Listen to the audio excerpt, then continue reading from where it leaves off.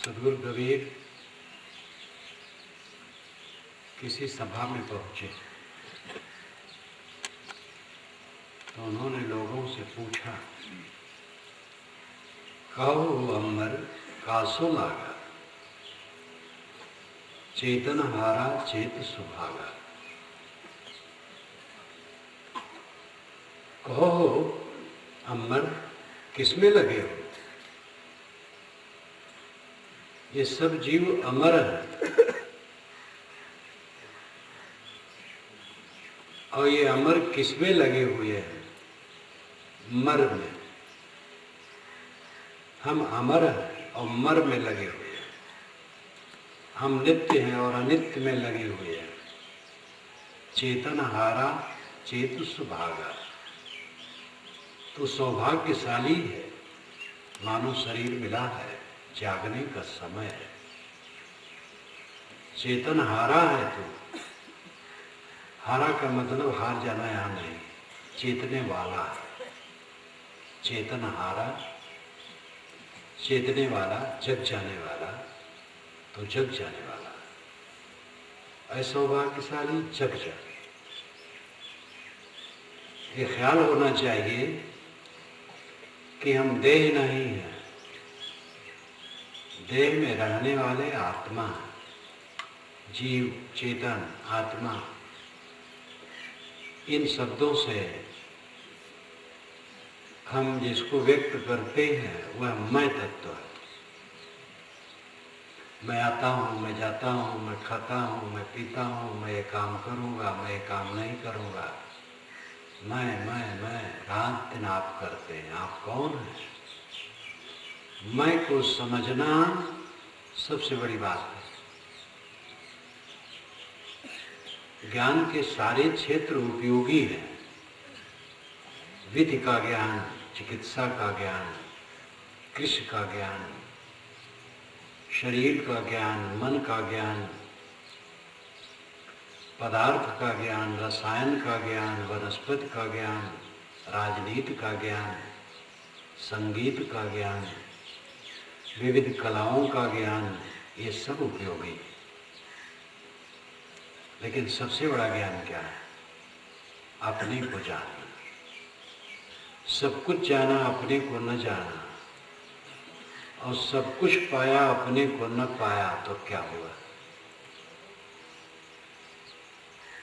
विद्वेत्ता हैं, कानून के विशारद हैं, अपने को नहीं जानते। पदार्थ विज्ञानी हैं, अपने को नहीं जानते, तो क्या हुआ? सबको पाए, अपने को न पाए, अपने को खोए रहे। तो जब हम सबको पाते हैं वो तो अपने आप खोया हुआ है और खो जाएगा। चाहे जितना हम प्राप्त करें वो खोने के लिए। हम लोग तो लौकिक दृष्टि से छोटे छोटे आदमी,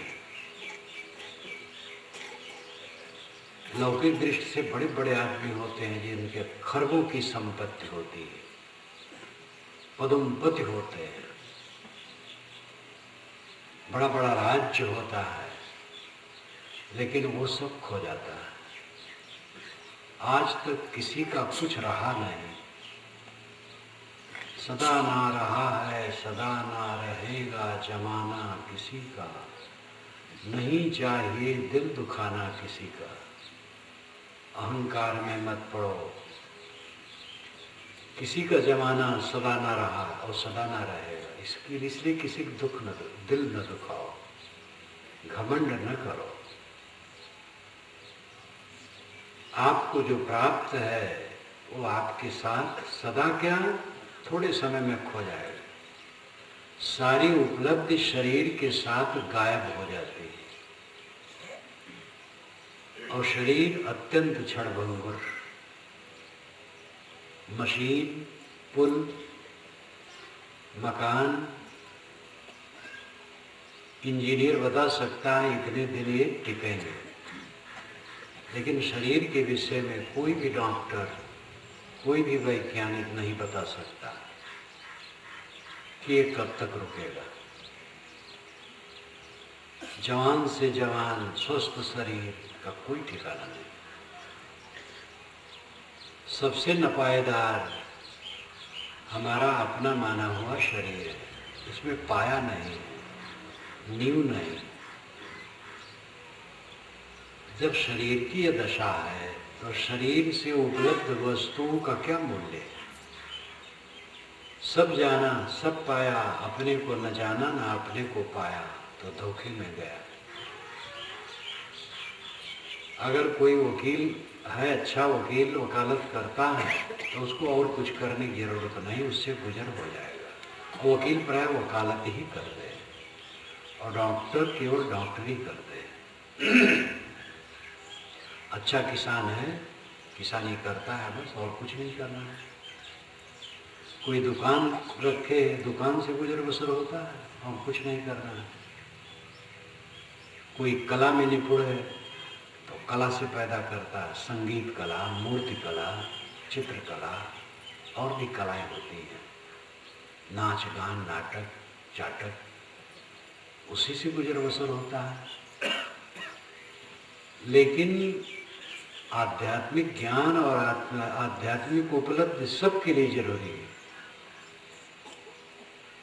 वकील को भी आत्मज्ञान चाहिए, डॉक्टर को भी चाहिए, प्रोफेसर को भी चाहिए, दुकानदार को भी चाहिए, किसान को भी चाहिए, नेता को भी चाहिए, कलाकार को भी चाहिए।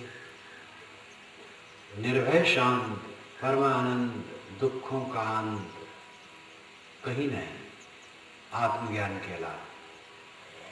धनी होने से कोई निर्भय नहीं होता, धन जितना बढ़ता भय बढ़ता। विद्वता होने से कोई निर्भय नहीं होता, कानून विशारद होने से कोई निर्भय नहीं होता। डॉक्टरी में काफी बड़ा चढ़ा आदमी पैसा खूब कमाता, निर्भय नहीं होता।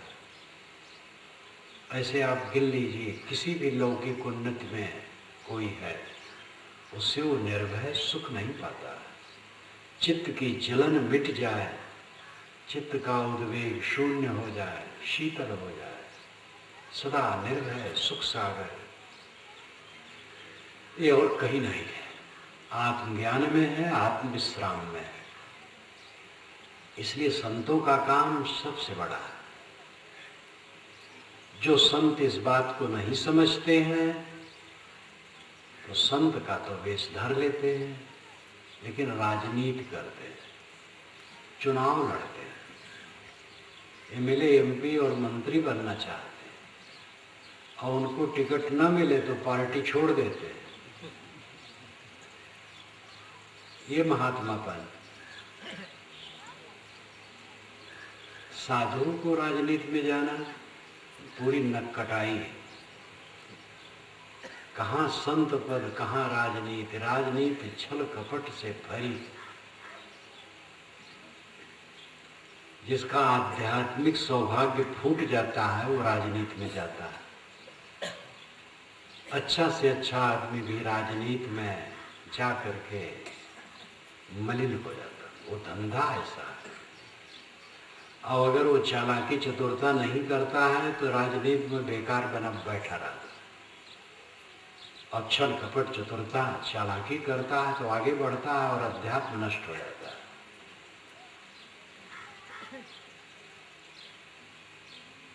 साधु का काम सबसे बड़ा है। दुनिया में सबसे बड़ा काम यही है, अपने को जानना और अपने आप में समाहित हो जाना, अपने आप में लीन हो जाना, सदा आत्मलीन, आत्माराम, परमानंद। सदगुरु कहते हैं, कहो अमर कासो लगा है अमर। साहब सरल ढंग से सब कुछ कहते हैं, देहाती लोग जैसे कहते, कहो कैसे है। साहब कहते, कहो अमर कासो लगा। कहो हो अमर, किसमें लगे हो? जिसमें लगे हो झूठा है। एक युवक युवती में लोभा गए और भटक रहा है। मर्यादा से रहो, विवाह हो गया है, अपनी पत्नी से संबंध रखो, पराई स्त्री को देख करके ललचाओ। युवती है पर पुरुष से ललचा रही है।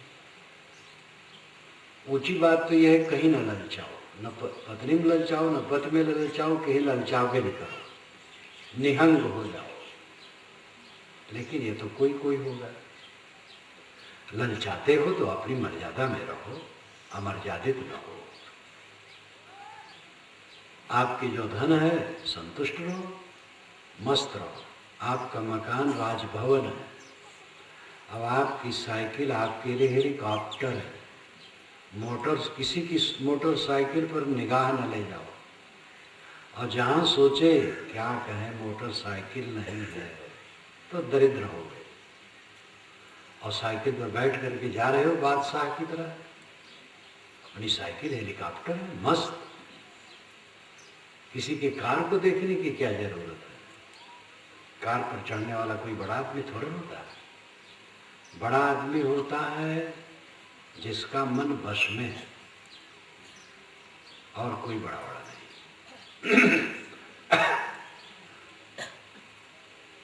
हम बाहर लगते रहते हैं, दरिद्र बने रहते हैं, हरदम दरिद्र दरिद्र दरिद्र। नींद खुली और दरिद्रता शुरू हुई। बूढ़े लोग किसी जवानी देखे ललचा के ऐसे जवान होते, और एक बार वो जवान हो चुके, क्या फायदा हुआ? जवानी में कूड़ा कबाड़ बटोरे, साधन तो नहीं किए हैं। साधन करते तो फिर जवानी के लिए ललचाते। और कोई बूढ़ा जवान हुआ है? पश्चिम देश में कभी भ्रम था कि बंदर की नस, अमुक नस अगर मनुष्य में फिट कर दी जाए तो मनुष्य जवान हो जाएगा और बहुत दिन जिएगा।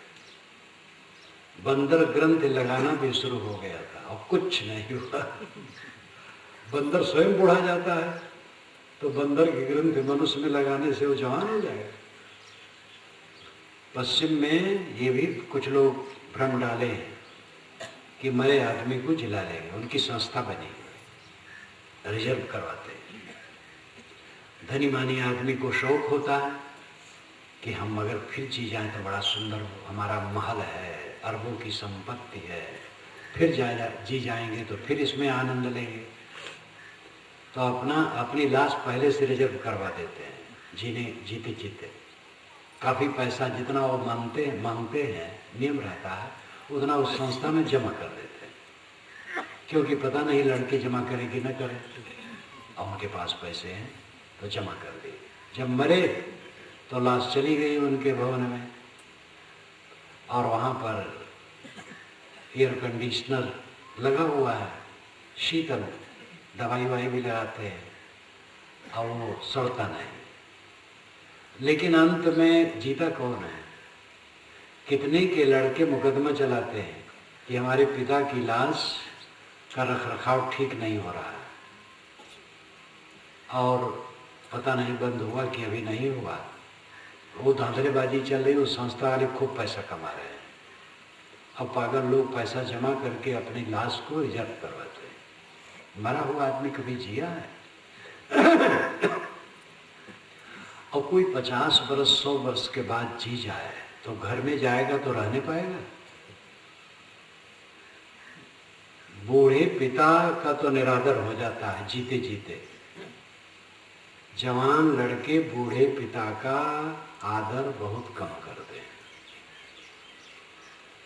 क्योंकि अब वो मालिक हैं, सब काम धाम करते हैं, उनको अहंकार चढ़ बैठा है, मैं करता धरता हूं। पिता ने सब कुछ करके दिया है पुत्र को, लेकिन ये भूल जाता है। और वो जवान है, कुल करते हैं, पिता बेचारे एक तरफ बैठे हैं।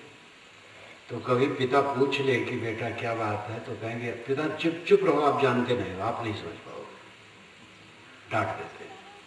बूढ़ा बेचारा क्या करे।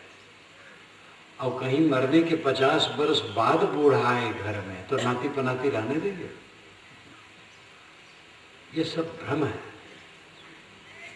तृष्णा, मनुष्य की तृष्णा भटकाती है। आदमी हरदम ललचाता है। ललचाना उसकी दरिद्रता है और दुख है और पीड़ा है और पतन है। और असली ज्ञान क्या है? न ललचाना। न ललचाओ, बादशाह हो। झोपड़ी में हो, बादशाह हो। झोपड़ी हो, महल हो, कुछ भी हो, तो प्रारब्ध वशात होता है। प्रारब्ध पुरुषार्थ जिसका जैसा है वैसा होता है।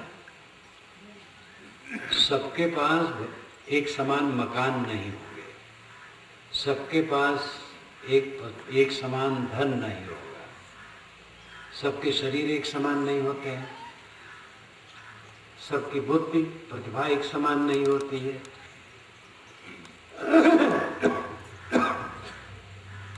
किसी बात में भी समानता नहीं हो सकती है। तो दूसरे के समान हमारे हो जाए, इस चिंता में क्यों पड़े? हमारा हमारे समान है और बहुत है।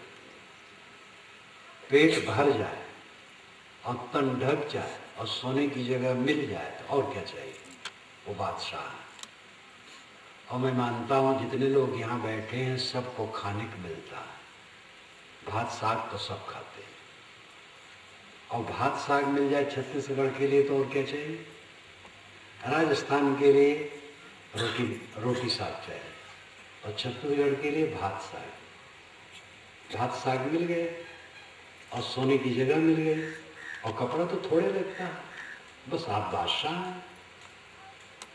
जहां ललचाए दरिद्र हुए। ललचाना दरिद्रता। साहब कहते कहो अंबर कासो लागा, अय अंबर किसमें लगे? चेतन हारा चेत सुभागा, तू जगने वाला है, जग सौभाग्यशाली मानव शरीर मिला।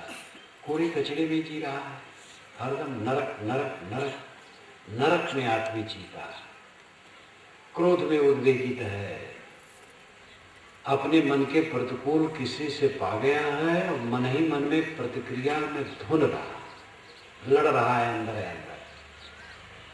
काम में काम वासना का संकल्प करके उसमें नरक कर रहा है, ईर्षा कर रहा है। ईर्षा नरक है, काम वासना नरक है, क्रोध नरक है, लोभ नरक है, मोह नरक है, प्रतिक्रिया नरक है। और इसी में आदमी जैसे नाली के कीड़े नाली में किलबिलाते रहते हैं, और नाली से निकाल के अलग कर दो तो छटपटाते हैं, और नाली में गिर पड़े फिर आनंदित। नाली में जन्मे, नाली में जीवन, नाली में मरना, तो नाली ही उनका जीवन लगता है। मनुष्य विकारों में जन्मता है, विकारों में जीता है और विकारों में मर जाता है। नरक का कीड़ा बना हुआ। ये काम क्रोध लोभ मोह द्वेष ईर्षा चिंता उद्वेग प्रक्रिया रिएक्शन, इसमें जीना नरक में जीना है। इससे अपने को निकालो, स्वर्ग में लाओ। युद्ध करो, मन से लड़ो, मन के विकारों को काटो, निर्मल चित्त बनो। हर जगह आदमी को समझता है कि अपने चित्त को निर्मल करने का काम करे, कहीं भी रहे। मैंने ऐसे वकील को देखा है कि जो वकालत करते हैं लेकिन बहुत अच्छे, वकालत में झूठ बोलना पड़ता है, अपना सब कुछ मुकदमा ठीक है लेकिन कुछ कानून के पॉइंट ऐसे होते हैं कि झूठ बोलना पड़ता है। वो झूठ तो बोलते हो लेकिन किसी को नाजायज फंसाने का काम नहीं करते। ऐसे वकील हैं, आप चाहो कहो 1 लाख रुपया देंगे, अमुक मुकदमा है, और मुकदमा क्या है? एक निर्बल पक्ष है, उसके पास जमीन है, हड़पने की बात है। वकील कहता भाई आधा आधा हिस्सा, चलो कोई बात नहीं, आधे हमें मिल जाए। वकील का कुछ लगता तो है नहीं, जबान लगती है। लड़ते लड़ते 10-5 वर्षों में कहीं विजय हो गई तो आधी जमीन उसकी हो गई। एक निर्बल आदमी की जमीन हड़प गई। न हार गए तो हार गए, कोई बात नहीं। ऐसे वकील होते हैं। लेकिन जो अच्छे वकील होते हैं, ऐसी बात लेकर के कोई जाए तो डांट के खदेड़ते हैं, ऐसे वकील होते हैं जो अपने मुवक्किल से कह देते हैं कि तुम मुकदमा न लड़ो, समाधान कर लो, इसमें तुम हार जाओगे। सही मुकदमा ज़्यादा लेते हैं।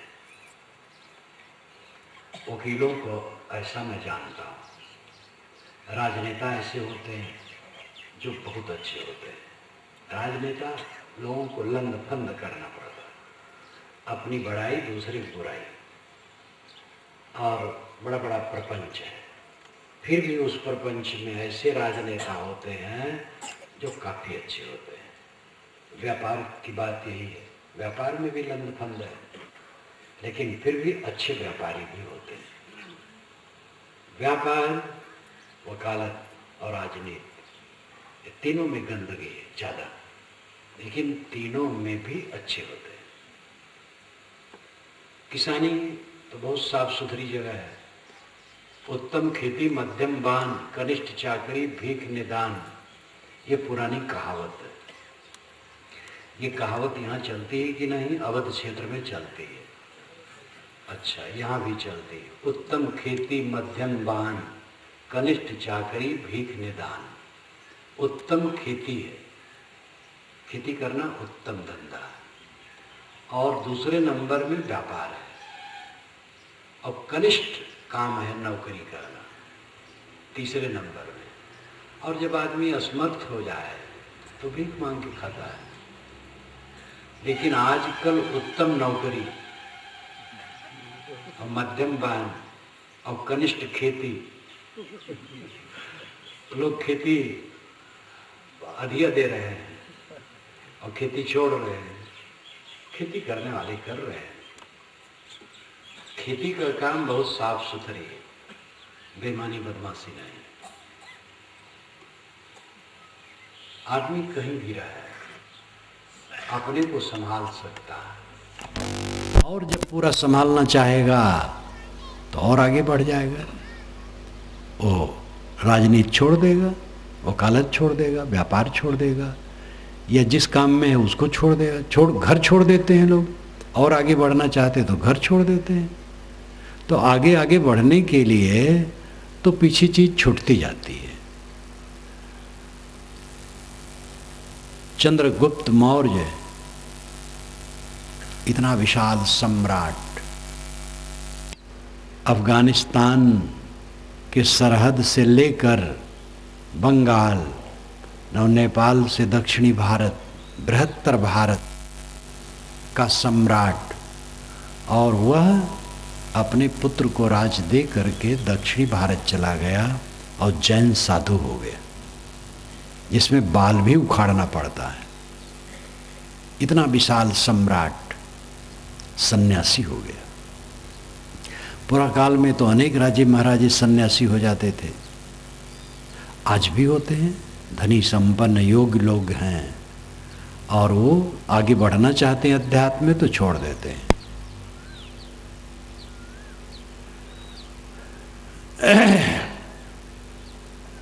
कल्याण की तीव्र इच्छा बढ़ती जाएगी तो आदमी छोड़ता जाएगा। जहाँ हो वहाँ छोड़ना सीखो। आप जहाँ हो गलत काम छोड़ना सीखो, लंद फंद करना छोड़ो, झूठ न बोलो, क्रोध न करो, काम की लंपटता घटाओ। शून्य की डिग्री पर ले जाना कल्याणकारी है, लेकिन घटाओ तो कम करो, अधिक संयम से रहो, बात बात में क्रोध न करो। मन के प्रतिकूल हो जाता है तो क्रोध करना चाहिए। आप कितना काम करते हैं जो दूसरे के प्रतिकूल होता है और सब आपसे लड़ने नहीं लगते हैं, तो आप क्यों लड़ो? लोभ घटाओ, मोह घटाओ, विकारों को घटाओ। जो जहाँ हैं अपने मनोविकारों को घटाएं। मनोविकार हमें जलाते हैं, मनोविकार जहर हैं जो हमारे मन को छीण करते हैं, हमारे आध्यात्मिक बल को नष्ट करते हैं और सब प्रकार से दुख देते हैं, और कोई सहायक नहीं होता है। अगर हमने अपने इंद्रियों को, मन को विकारों में लगाया और गलत सोचना, गलत बोलना, गलत करना, इन्हीं में अपने को रमाया, तो निरंतर हमारा आधा पतन होता जाएगा और कुछ काम करेगा नहीं। जिसका हमें गर्व है वो तो पानी का बुलबुला, बड़े बड़े ऐश्वर्य क्षण में लुप्त हो जाते हैं। मुझे तो राष्ट्रपति की बात अभी याद आया करती है। घटना थोड़े दिन की है। अबुल कलाम जब राष्ट्रपति पद को छोड़े और प्रतिभा पाटिल ने ग्रहण किया, उसी रात को अबुल कलाम विशाल राजभवन छोड़ करके 3 कमरे के मकान में चले गए। जो लोग दिल्ली गए हैं जानते हैं राजभवन कितना विशाल है, 350 कमरों का, और उसका परिसर कितना विशाल है, हजारों एकड़, सैकड़ों एकड़ में फैला। और वो भवन छोड़ करके अबुल कलाम 3 कमरे के मकान में चले गए। ये कालचक्र। और एक दिन आएगा जब उनका शरीर कब्र में चला जाएगा। और हम लोगों का शरीर कब्र में है ही है। मेरी उम्र उनकी उम्र एक है। हम लोग 80 के दशक में चल रहे, 8 के दशक में चल रहे हैं। थोड़े दिन में कब्र में चला जाएगा। इस कालचक्र को कौन रोक सकता है? और रोकने का मतलब क्या है? ये कूड़ा कचरा लेके बैठे रहें तो क्या फायदा होगा? शरीर मरे ना और बुढ़ा जाए और चल फिर न पावे तो क्या फायदा है? इस पर एक कहानी है कि जब सिकंदर, महान सिकंदर विश्व में विशेष विजय कर लिया, तब उसने उत्तराखंड में जा कर के अमर होने के लिए खोजने लगा कि भाई उत्तराखंड में संत होते हैं, शायद हो अमर होने कोई बूटी बता दें। तो गया तो एक महात्मा ने कहा हाँ जाओ, आगे पर्वत से ऊपर चले जाना, तो वहाँ अमर तालाब है, उस तालाब का पानी पी लो तो अमर हो जाओगे। तो गया पर्वत पर, तालाब था, पानी पीना चाहा तो जोर से आवाज़ आई, खतरा है, मत पियो मत पियो। तो चारों तरफ देखा, कोई नहीं दिखाई देता, कौन कहता है भाई? पीने चला, फिर हल्ला हुआ, मत पियो खतरा है। उसने कहा भाई कौन है बोल रहा है, देखने में नहीं आ रहा है। तो बड़े बड़े मगरमच्छ, बड़े बड़े कच्छप तालाब में पड़े थे किनारे किनारे पानी में। उन्होंने कहा हम कहते हैं हम इसका पानी पी के अमर हो गए हैं और बहुत बुढ़ा गए, अब सरक नहीं पाते, इसलिए बड़ी दुर्गति है, मर जाना हम चाहते लेकिन मर नहीं रहे हैं, इसलिए मत पियो, नहीं तो आप भी सड़ जाओगे, किनारे पड़े रहोगे, खिसक नहीं पाओगे, खाना पानी नहीं कर पाओगे, तो बड़ा भय ही तो अमर होना। तो फिर महात्मा के पास गया। महात्मा ने कहा उसके आगे चले जाओ, एक जवान वन है, तो उस वन का फल जो खा लेता है वो सदा जवान रहता है, तो जवान भी रहो अमर भी रहो, तब आनंद आ जाएगा। तो आगे गया तो वहाँ वन में देखा अच्छे अच्छे मल्ल जवान लड़ रहे एक दूसरे से, मार काट उद्दंडता।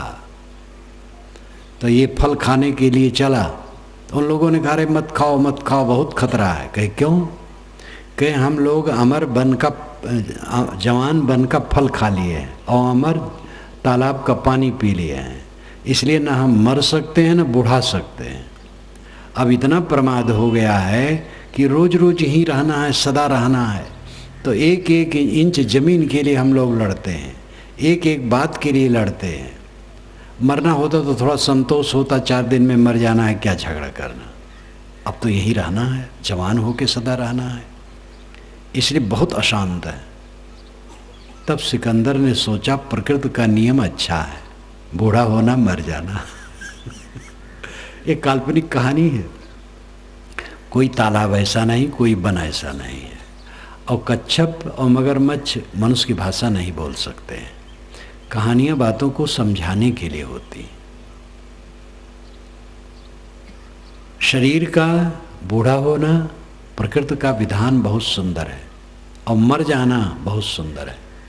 काम कर लो, बाजार में गए हो सौदा कर लो, चल दो, ये तो बाजार है। लेकिन घर बना के बैठ गए हैं, अरकार में, हस्ता में, पलारी में, आंधी में, इलाहाबाद में मकान बना के बैठ गए हैं। अब जाना कहाँ है? भूल हो गई। भूलो मत। मकान बनाए ठीक है, मकान में रहना पड़ता है, लेकिन समझो ये मकान नहीं है, मुसाफिर खाना है, चलना है। जब हम मकान बनाना चाहते हैं तो पहले ज़मीन खरीदते हैं। ज़मीन खरीद लेने के बाद तब जब रुपया पैसा इकट्ठा हो जाता है तब बालू, सीमेंट, लोहा लक्कड़, ईंट ये लाके ज़मीन में गिराते हैं। तो एक किनारे ज़मीन में ईंटा से जोड़कर, फूस डालकर, पन्नी डालकर एक झोपड़ी बना लेते हैं, उसमें रहते हैं और नींव डलवाते हैं और काम करते हैं। मकान बन जाता है, प्लस्तर हो जाता है, फर्श बन जाती है और रंगाई पुताई, जंगला फाटक सब दुरुस्त हो जाते हैं। गृहभोज करते हैं, उसमें प्रवेश कर जाते हैं, तब उस झोपड़ी को तोड़ देते हैं। जिस झोपड़ी में बैठकर ये सब काम किए थे उस झोपड़ी को तोड़ देते हैं।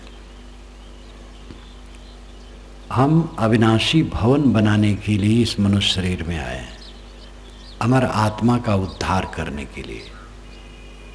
ये शरीर झोपड़ी है, इस झोपड़ी में रह करके अमर भवन बनवा लो। इस शरीर झोपड़ी में रह करके अमर आत्मा को समझकर अपने अमर अमृत धाम में स्थित हो जाओ। अपना मन सुबस करो, मन सुबस हो जाएगा, अंतर्मुख हो जाएगा, अपने अमर धाम में विश्राम हो जाएगा। फिर ये झोपड़ी टूट जाएगी एक दिन, झोपड़ी कोई ज़रूरत नहीं। ये बुद्धि हो तो बुढ़ापा और मृत्यु ये तो स्वाभाविक है और अच्छा है। आज तक शरीर में रह करके क्या पाए हो? झंझट के सिवा, झंझट झंझट झंझट। और रहोगे क्या पाओगे झंझट के सिवा? इसलिए मरना बढ़िया है, लेकिन मरने के पहले मन मरे तब। मन उछाल मार रहा है, बांसों उछल रहा है, बूढ़े हो गए हैं तो भी काम लंपट है, अहंकार ममकार नहीं छूटा।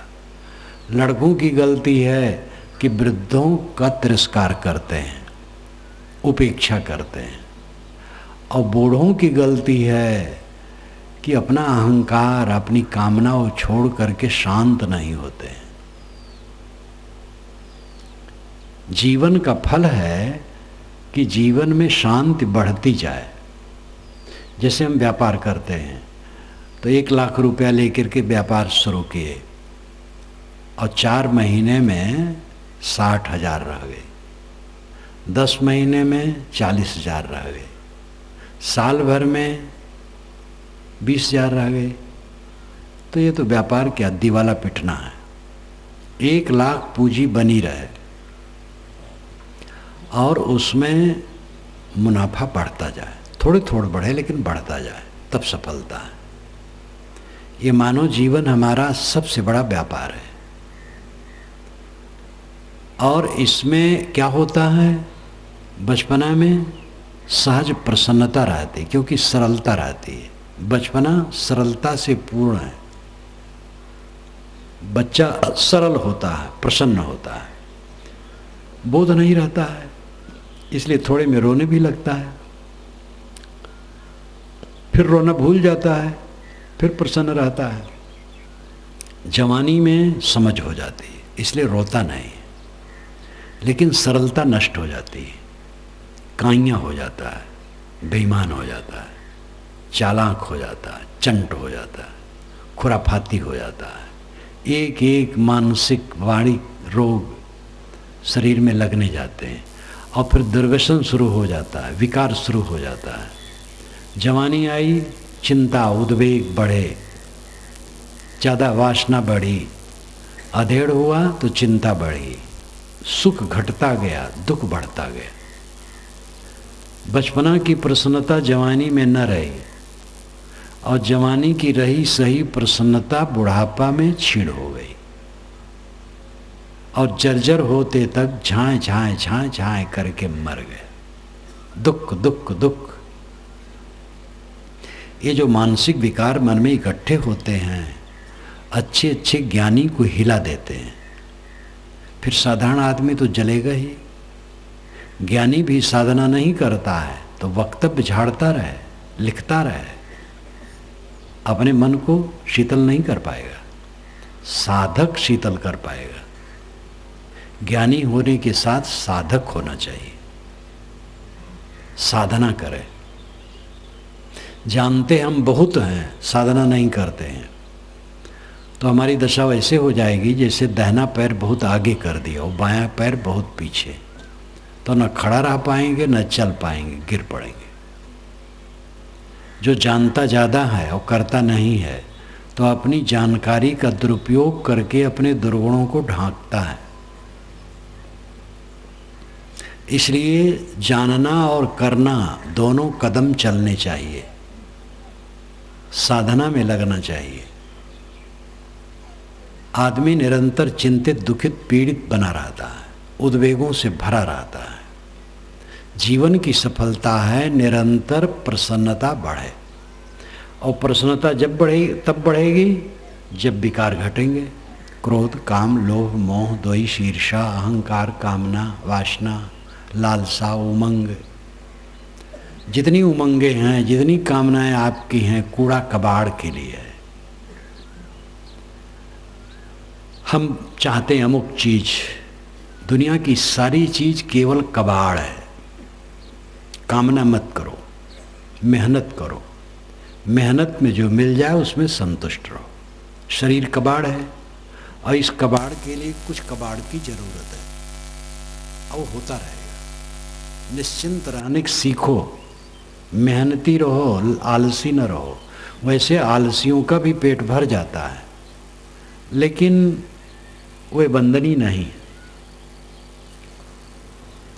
वंदनीय प्रशंसनीय वह हैं जो मेहनती हैं। अपनी श्रेणी में, जिस श्रेणी में आप हैं, मेहनती रहो, मेहनत करो और मेहनत में जो उपलब्ध हो उतने में संतुष्ट रहो। किसी की तुलना न करो। किसी के घर में गए, स्वागत कक्ष में पहुँचे, सोफा लगे हुए हैं, नीचे गलीचा बिछा हुआ है और कीमती गलीचा है और चारों तरफ चमक रहा है, तो इसको देख करके न ललचाओ कि हमारे भी ऐसे हो जाए। उसमें कुछ धरा है? कुछ नहीं। आपके घर में आपका साधारण कमरा है, चटाई बिछी है, बैठे हो और कोई आए, मैं वहाँ बैठ के मिल लिया। दोनों में काम वही हो रहा है। मन बढ़िया होना चाहिए। पैसा है तो सोफा लगा है, अच्छा है, बुरा नहीं है। नहीं पैसा है, सोफे की कोई जरूरत नहीं है। वस्तु से आदमी बड़ा नहीं होता है, सुंदर विचार और सुंदर रहनी से बड़ा होता है। बड़ा होने का मतलब सुखी होना, और बड़ा क्या, कोई लंबा चौड़ा बहुत ज़्यादा होते हैं थोड़े। बड़े आदमी हैं तो क्या 20-25 हाथ के हैं। लौकिक धन दौलत वाले भी कहा जाता है बड़े आदमी हैं, लेकिन बड़ा आदमी वह है जिसके सुंदर विचार हैं, जिसका मन शीतल और सरल और पवित्र है, जो सुखी है। सुख हमारा बढ़े, दिन दिन सुख बढ़े, मुक्ति का आनंद निरंतर बढ़े, ये जीवन की सफलता है। बाल बच्चे हैं तो उनके लिए एक तो भाई पहले ध्यान दो, ज़्यादा बच्चे न पैदा करो। सरकार भी कहती, हम लोग भी कहते हैं। सरकार तो इसलिए कहती है कि धरती बहुत वजनदार हो रही है पब्लिक से, इसलिए कम बच्चे पैदा करो। और हम इसलिए कहते हैं कि ज़्यादा बच्चे पैदा करोगे तो उन्हीं की व्यवस्था करते करते बूढ़ा जाओगे, साधन भजन कब करोगे। इसलिए बच्चे 1-2, ज़्यादा नहीं। अगर बच्चे हो गए हैं तो उनको पाल पोस दो, लिखा पढ़ा दो, धंधे पानी में लगा दो, शादी विवाह कर दो, अब फिर साधन भजन में लगो। बच्चे नहीं हुए हैं तो समझ लो आधी झंझट नहीं हुई। आधी झंझट में आप पड़े, आधी झंझट में नहीं पड़े। आधी झंझट क्या है? गृहस्थी। विवाह किए तो आधी झंझट में पड़ गए। और बच्चे नहीं हुए तो आधी झंझट कट गई, तो हल्के हो। और बच्चे नहीं हैं, साधना भजन में लगो। बच्चे वालों की अपेक्षा गैर बच्चे वाले ज़्यादा सुखी हो सकते हैं, क्योंकि बच्चे वालों को तो मजबूरी है, कहाँ जाएंगे, कान पकड़ेगा बच्चा और उसको निभाना पड़ेगा।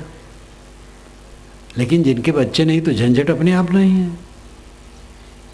इसलिए अगर बच्चे नहीं हैं तो खुश हो जाओ, अपने तन मन वचन धन समय सबको सन्मार्ग में लगाओ, साधना में लगाओ। और बच्चे हो गए हैं तो उनको पाल पोस करके निपटा दो जल्दी। बाल विवाह न करो, बच्चे जवान हो जाएं, कमाने लगें, तब विवाह करो और उनको धंधे में लगा दो और अपना भजन साधन में लगो। उनके ऊपर चढ़े न रहो, उनको काम धाम करने दो। अपने पास कुछ रखो, हाथ खाली न रखो। बच्चा जवान हो गया, सबका मालिक हो गया, अब 4 पैसा आपको ज़रूरत है, तो बच्चे के सामने हाथ फैलाओ तो कहेगा पिताजी क्या कीजिएगा, आपको क्या जिम्मेदारी हमारी है। आपका मन है कहीं लड़की को कुछ दे दें, कहीं संत सेवा में लगा दें, कहीं किसी दुखी की सेवा कर दें, कहीं तीर्थ घूम आवें। और लड़का कहता तीर्थ जा करके क्या करोगे, दान पुण्य करके क्या करोगे, 1 पैसा नहीं देना चाहेगा। कम से कम अपने जेब खर्च के लिए ही कुछ चाहिए, तो कुछ अपने हाथ में रखो। बेवकूफ़ न बनो। कुछ लोग बेवकूफ़ बन जाते हैं। एक सज्जन थे, बड़े सरल, 3 लड़के थे, पैसे वाले थे। उन्होंने तीनों को खेत बांट दिया, मकान बांट दिया, 1 कमरा अपने ले लिया और पैसा गड़ा था चांदी के रुपए, खोद करके सबको बांट दिए। उनके मित्र ने रोका था कि कुछ अपने पास रखो, लेकिन वो माने नहीं, सब बांट दिए। अब एक महीना तीनों यहाँ भोजन करते थे, 1 महीना इसके यहाँ, 1 महीना उसके यहाँ, 1 महीना उसके यहाँ, और 1 कमरा था उसमें वो रहते थे। अब जब आवश्यकता पड़े बच्चों से कहें तो बच्चे दे नहीं, कहें पिताजी उनसे मांग लीजिए, कोई कहे उनसे मांग लीजिए, फिर कोई डपट दे कि आपको क्या ज़रूरत है, खाना कपड़ा तो मिलता ही है। तो बहुत परेशान हुए, मित्र से कहे, मित्र ने कहा यही तो मैं कहा था अपने पास में रखो। तो उन्होंने कहा 15 सिक्के उन्होंने दिया, कहा देखो इसको चुपके से ले जाओ, कोई जाने ना। रात में गांव से बाहर से ठीकरे 1 गठरी ले आना, कोई जाने न पाए। अपने कमरे में 10 बजे रात में 1 पत्थर रख लेना, और ये 15 सिक्कों को गिराना, एक एक करके, 1 2 3 ऐसे गिनना, 1000 2000 10,000 20,000 तक गिनना उसी 15 को। और ठीकरे की गठरी को पेटी में थोड़ा छम से रखना, जिससे लड़के सुने, बहुएं सुने, जाने कि हाँ बाबा कुछ है बाबा के पास। ऐसा उन्होंने एक रात को किया, 1 महीना के बाद फिर किया। तब लोगों को विश्वास हो गया कि पिताजी के पास अभी है। फिर तो लाइन लग गई। सुबह कोई बहू चिल्ला बना के लाती, कोई हलवा बना के लाती, कोई गर्म दूध। लड़का कोई आता, पिताजी आपको थोड़ा तेल लगा दूँ, गर्म पानी से आप स्नान कीजिए। कोई 100 रुपया देता, पिताजी आपको जेब खर्च चाहिए। फिर कहता पिताजी ज़माना ख़राब है, अगर पैसा वैसा है तो हम लोगों को दे दीजिए, संभाल के रखें। वो कहा कि बेटा जब ख़त्म हो जाएगा जीवन ले लेना, अभी चुप रहो। मित्र ने बता दिया था अब की बार पुल पुट्टी खुलेगी तो और गड़बड़ हो जाएगा। तो चुस्त थे, खूब सेवा हुई, और जब जो मांगे तब मिले। जब मर गए तो 15 सिक्के निकले बस। तो ऐसा बेवकूफ़ नहीं होना, अपने पास कुछ रखना, लेकिन डूबे न रहना। अब बाल पक गए, अब दुनिया में बहुत डूबे रहने की क्या ज़रूरत है। हाँ, काम कुछ करो, कुछ काम करोगे तो अच्छा रहेगा। काम करोगे तो शरीर में शक्ति रहेगी, घर वाले भी प्रसन्न रहेंगे, काम करना अच्छा है। लेकिन डूबे रहना गलत है। चिंता करना बच्चे क्या होगा, तब पौत्र का क्या होगा। अरे दुनिया ऑटोमेटिक यंत्र है। चांद सूरज हमारे चलाए से नहीं चलते हैं, ये अनादि काल से चल रहे हैं, सदा चलते रहेंगे। एक चूहा था, कूदते हुए जा रहा था, पीछे से एक बैलगाड़ी चल रही थी। तो चूहा को भ्रम हुआ कि इस बैलगाड़ी को मैं ही खींच रहा हूँ। तो बड़ा गर्व कि मेरे जोर से बैलगाड़ी चल रही है, बैल भी घसीट रहा है, बैलगाड़ी भी चल रही है। तो एक जगह उसके मन में हुआ, अच्छा मैं बाएं चलता हूँ। तो बाएं हो गया तो गाड़ी निकल गई। तब लगा कि मेरे कारण नहीं चल रही थी, वो तो बैल खींच रहे थे। तैसे हम चूहे की तरह अहंकारी बने कि हम खींच रहे हैं संसार को। हम आप जैसे असंख्य लोग आए और गए, ये संसार सदा चलता रहा है, चलता रहेगा। हम चला नहीं रहे हैं। छुट्टी लो, जितने बाल पके लोग हैं जरा छुट्टी लें, हल्का हो, वानप्रस्थी आश्रम में जाएं। हमारे पूर्वज लोग 25 बरस तक ब्रह्मचर्य व्रत में रह करके पढ़ते थे और 25 से 50 तक गृहस्थी करते थे और 50 में वानप्रस्थी हो जाते थे। वानप्रस्थी मतलब घर परिवार छोड़ देते थे, साधना करते थे, घर से भोजन ले लेते थे और सामाजिक सेवा करते थे और साधनम रहते थे। और 75 के जब हो जाएं तब संन्यास लेते थे। ये जो कर्म से होते थे उनकी बात है। और जो जिनको वैराग लगता था वो संन्यास छुटपन में ही ले लेते थे, आज भी ले लेते हैं। तो ये नियम था। यद्यपि ये नियम ब्राह्मण क्षत्रिय वैश्य के लिए था, बाकी के लिए नहीं था। और ज़्यादातर तो ब्राह्मण करते थे और क्षत्रिय करते थे, वैश्य बहुत कम करते थे। ब्राह्मण ज़्यादा करते थे और कुछ क्षत्रिय करते थे। किंतु ये वर्ण व्यवस्था होने पर ये जकड़बंदी हुई। तथ्य यह है कि मानव मात्र समान है, सबको शांति चाहिए। तो जीवन के पिछले हिस्से में आपको जितना बन सके छुट्टी लेना चाहिए। छुट्टी लेने का मतलब नहीं निकम्मा बन के बैठ जाओ, हाथ पैर डुलाओ, कुछ काम करो, लेकिन डूबे न रहो उसी में। जिम्मेदारी बच्चों को दे दो, अपना साधन में लगो। जो जीवन भर का कबाड़ इकट्ठा है, वासना, मोह, अहंकार, उसको मिटाओ ज्ञान द्वारा। उसके लिए सत्संग का आधार लो, सदग्रंथ पढ़ो, सेवा साधना में लगो, तब धीरे धीरे ये बुद्धि बनेगी। इस प्रकार अपने जीवन को संभालो। ये जीवन बीता जा रहा है, जो पहले करते थे वही अब कर रहे हैं। 50 बरस के पहले जहाँ खड़े थे वही आज खड़े हैं। जैसे क्रोध था वैसे क्रोध है। ईर्ष्या, चिंता, उद्वेग, काम वासना, लंपटता जैसे पहले थी वैसे आज है। तो क्या मतलब है जीवन का? कहो अम्बर का सो लागा, अय अम्बर, अय अमर आत्मा किसमें लगा है? जिसमें लगा है उस सपना की संपत्ति खो जाए। धोखा धोखा होएगा। रमई काका एक व्यंग्यकार थे, लखनऊ के विद्वान थे, लेकिन व्यंग में वो लखनवी भाषा जो वहाँ की ग्रामीण भाषा है उसमें लिखते थे और बहुत बढ़िया व्यंग्यकार थे। अमीनाबाद एक मोहल्ला बहुत बढ़िया संपन्न, तो उन्होंने लिखा। अब वो भाषा तो मैं नहीं बोल पाऊँगा, लेकिन उन्होंने लिखा कि मैं वहाँ गया तो एक दुकान पर गया। तो दुकान पर जब गया तो वहाँ एक स्त्री खड़ी थी श्रृंगार किए हुए। तो मैंने कहा मैडम नमस्ते, तो लोग हंस पड़े।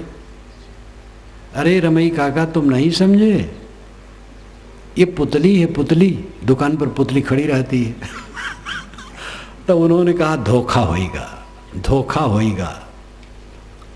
दूसरे दिन गया, एक बनी ठनी स्त्री खड़ी थी, मैं समझा पुतली है, तो उसके कंधे पर हाथ रखा तो उसने एक चाटा मुझे मारा। तो मैंने कहा धोखा होगा। इतना बढ़िया बढ़िया चुटेले शब्दों कहे हैं। तो ऐसे आप अपने जीवन में देखो, जितने पके बाल वाले यहाँ बैठे हैं सब दूल्हा बने थे एक दिन। अब किसी बूढ़े से पूछो कि बाबा आप दूल्हा बने थे, आज कैसे लगता है? तो गुस्सा हो जाएगा। वो कहेगा धोखा होगा। बच्चा नहीं था, बहुत परेशान थे, बच्चा हो जाता। अब बच्चा हो गया तो बच्चा कहे में नहीं है, कहे में भी है, लेकिन हम नुक्ताचीनी करते रहे बच्चे की। खाली बच्चों का दोष नहीं होता, समझ लो बूढ़े लोग, आप लोगों का भी दोष है। चेलों का केवल दोष नहीं तो गुरुओं का भी दोष होता है। ऐसे गुरु सन के हैं जो अपने पवित्र चेलों के प्रति भी गलत धारणा बनाए रखते हैं और कला बनाए रखते हैं। यद्यप गुरुपद बहुत ऊंचा है और उस दशा में होगा तो ये सब तो होगी कहाँ, लेकिन अब गुरु हैं, अच्छे हैं, त्यागी भी हैं, संयमी भी हैं, लेकिन समझ सही नहीं है, तो अच्छे पवित्र चेले के प्रति भी गलत धारणा बनाए रहते हैं। शिष्य की त्रुटि होती है, गुरु के प्रति गलत धारणा बना लेता है। पुत्र की त्रुटि होती है, पिता की त्रुटि होती है। त्रुटि जहाँ हो त्रुटि है। पिता होने से, गुरु होने से ये बात नहीं है कि उससे त्रुटि नहीं होती है। गुरु से त्रुटि तो नहीं होनी चाहिए। गुरुपद ऐसा है जो निर्मल दशा है, लेकिन तो जो ऐसा गुरुपद हो तब तो। गुरुपद है जो नहीं समझ पाते हैं तो मान लेते हैं त्रुटि, ऐसा भी होता है। संसार बड़ा अबूझ है, लेकिन सबको गंभीर होकर, सहनशील होकर समझने की जरूरत है, विनम्र होकर के समझने की जरूरत है। अपना स्वभाव तो समझ नहीं मिलता है जिसमें हम रगड़े जा रहे हैं, दूसरे के स्वभाव को समझना बहुत कठिन है। पति पत्नी जीवन भर, कितने पति पत्नी लड़ते हैं, पति पत्नी हुए 1 महीना 2 महीना 1 बरस 2 बरस नहीं समझ सके, बुढ़ा गए आज तक नहीं समझ सके। 50 बरस हो गया विवाह हुए, अभी भी लड़ रहे हैं। अब तो समता चाहिए, एक दूसरे का स्वभाव समझ लो, एक दूसरे से समता का बर्ताव करो। स्वभाव को समझो, अपने को समझो। आप अमर आत्मा हो, बटोही हो, राही हो। ये राह है, जहाँ आप घर बनाए हो आपका घर नहीं है, मुसाफिर खाना है। यहाँ से चल देना और अचानक चलना है। सारा श्रृंगार अचानक छूट जाएगा। आपकी पेटियाँ, खाते बैंक के, जमीन, मकान, वाहन, मित्र गोष्ठी, समधी लमधी, और भी जहाँ तक जो मान लो, सब का सब अचानक विदा होना है। इस भाव को जो समझता है वो पाप नहीं करता है, वो अपने को संभालता है। कहो अंबर कासो लागा, चेतन हारा चेत सुभागा। अम्बर मध्य दिसे तारा, एक चेता एक चेतवन हारा। अंबर आकाश, आकाश के बीच में तारे दिखते हैं। इसी प्रकार अय अमर आत्मा, तू अपने कल्पना में तमाम प्रपंच को देखता है, चमक दमक को देखता है। ये दृश्य सब छोड़, एक चेता एक चेतवन हारा। एक चेतने वाला है, एक चेताने वाला है, एक गुरु है, एक शिष्य है। जो खोजो सो वहमा नाही, सो तो आए अमर पद माही। जो तुम कल्पनाओं में खोज रहे हो वहाँ नहीं है। ये धन में, परिवार में, संपदा में, पद में, प्रतिष्ठा में, संपत्ति में, मान बढ़ाई में वो स्थिर सुख नहीं जिसको तुम खोज रहे हो। ये तो संयोग है और कुछ उपयोग है। जो मनुष्यों और वस्तुओं का मिलन है एक संयोग है, और कुछ उसमें उपयोग है, खाना पीना रहना बसना, बस और कुछ नहीं है। और धोखा है, आपका उसमें कुछ नहीं है और कुछ हाथ में आने वाला नहीं। जो खोजो सो वहमा नाही।